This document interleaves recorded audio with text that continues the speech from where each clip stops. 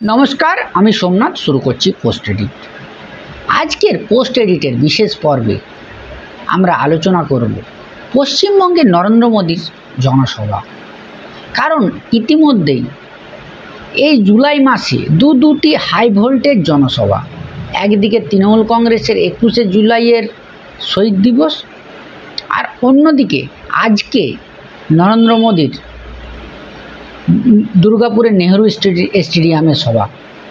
আর এই দুটি সভা 21শে জুলাই বা শুধু জুলাইয়ের ক্ষেত্রে নয়, 2026-এর ভোটের যে বাজনা বাজিয়ে দিল সেটা কিন্তু আর বলার অপেক্ষা রাখে না।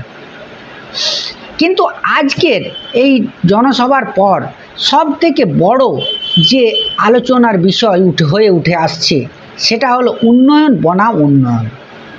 কারণ তৃণমূল কংগ্রেসের যে রাজনৈতিক প্রচার কর্মসূচি বা তৃণমূল কংগ্রেসের পার্টি স্ট্যান্ড, সব ক্ষেত্রে পার্টি কর্মীরা বলেন যে দিদি আমাদের উন্নয়ন করছে।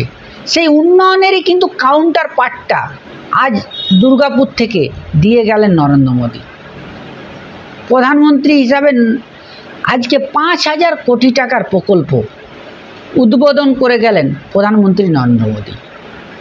তাতে রয়েছে রাজ্যের 2টি কেন্দ্রীয় তাপবিদ্যুৎ কেন্দ্রের উন্নয়নমূলক কর্মসূচি, রেল প্রকল্প, ঊর্জা গ্যাস প্রকল্প, দুর্গাপুর থেকে কলকাতা পর্যন্ত গ্যাস পাইপলাইন সহ আরও বেশ কিছু প্রকল্প।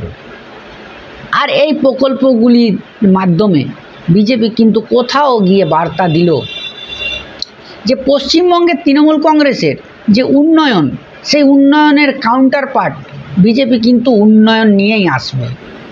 নরেন্দ্র মোদী কিন্তু সভামঞ্চ থেকে এই কথাটা ঘোষণা করলেন যে এবার কিন্তু উন্নত বাংলা।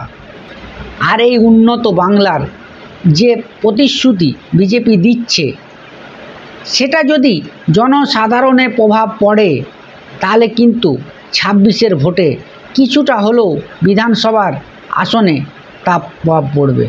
কারণ ইতিমধ্যে 77টি আসনে রয়েছে বিজেপির হাতে। সেটা যদি কোনো রকমে বাড়ে সেক্ষেত্রে বিরোধী দল হিসাবে যেমন হাত শক্ত হবে বিজেপির, বা অন্য যদি পট পরিবর্তন হয় তো ক্ষমতা দখলের ক্ষেত্রেও এগিয়ে যাবে বিজেপি। আর সেই সব বিষয়গুলিকে নজরে রেখে কিন্তু আজকের নরেন্দ্র মোদীর এই জনসভা। কারণ 21শে জুলাইয়ের আগে এই পাল্টা কর্মসূচি কোথাও গিয়ে নিজের ঘরের মাঠটাকে আরেকবার ভালোভাবে চিনে নিল বঙ্গ বিজেপি। আর আজকের জনসভা কিন্তু কোথাও গিয়ে শুধু জনসভায় আটকে থাকলো না। একদিকে যেমন দুর্নীতি ইস্যুতে তৃণমূল কংগ্রেসকে আক্রমণ, গুন্ডারাজের বিষয়ে তৃণমূল কংগ্রেসকে আক্রমণ, আর অপরদিকে আবার সেই উন্নয়ন বনাম উন্নয়ন। তৃণমূল কংগ্রেসের উন্নয়ন যদি রাস্তায় দাঁড়িয়ে থাকে তাহলে বিজেপির উন্নয়ন মানুষের কাছে কি পৌঁছাবে? সেটা কিন্তু এই মুহূর্তে পশ্চিমবঙ্গের রাজনীতিতে সব থেকে বড় দেখার বিষয়। কারণ উন্নয়ন প্রসঙ্গে তৃণমূল বনাম বিজেপি যদি দরাজ হস্তে মানুষের জন্য মাঠে নামে সেক্ষেত্রে আদতে লাভ পশ্চিমবঙ্গের মানুষের। একদিকে উন্নয়নের ক্ষেত্রে তৃণমূল বনাম বিজেপির এই যে ছায়াযুদ্ধ, এই যুদ্ধ কতটা আখেরে লাভ হবে জনসাধারণের সেটা কিন্তু এই মুহূর্তে দেখার বিষয়।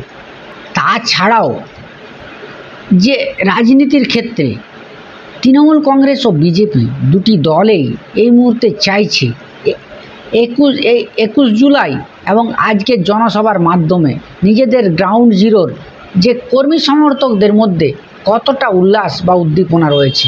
সেক্ষেত্রে কিন্তু প্রথম দফায় বিজেপি এক প্রকার উতরে গেল বলাই চলে। নিচুতলার কর্মী সমর্থকদের যেমন উদ্দীপনা ছিল এই সভা ঘিরে, তেমনি ছিল যুব সম্প্রদায়ের উপস্থিতি অনেক বেশি।